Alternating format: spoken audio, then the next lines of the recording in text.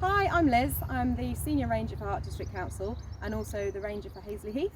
We've got two sides to Hazeley Heath, the RSPB side and the side that we own, which is over here. I'll be taking you on a virtual tour today around our site so you can come and see what the site's like and learn a little bit more about it. Come this way. This area of the site has got a really interesting history. The bench behind me, you can see, has got an actual laser engraved history of the site on it. So we start at the far end, looking at how it used to be used with those with commoners' rights, so they could do things like grazing or collecting timber and those kind of activities. Later on, for World War II, it was actually used as a training area for the soldiers to do a bit of sort of tank recovery. They had a large winch testing station, which you can see behind me, and that was actually used to test the strength of the winches.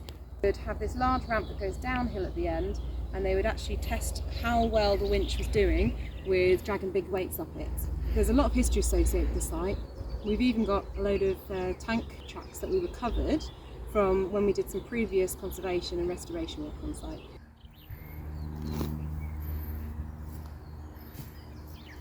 So you can see I've just pulling out the ground there with some ragwort. Up here it's pretty prolific, and this is the top area of the site, which used to actually be an area of landfill. So the scrub up here is very different to what we saw down on the Heath earlier. We actually have countryside stewardship money to help us fund management of the site. So one of the things that we would do is take in large machinery and flail quite a lot of these areas of scrub over the next 10 years.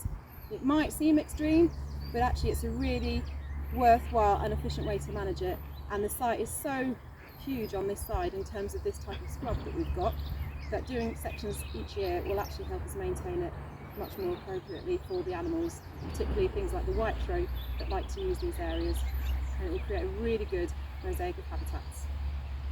That's the end of our tour. Thank you for joining me, and I hope you found it interesting. If you'd like to find out more, please visit the council website. In particular, if you'd like to come and join us for some volunteering and get stuck into some practical work over here, then please visit our website to look at the volunteering opportunities you've got, and hopefully see you soon.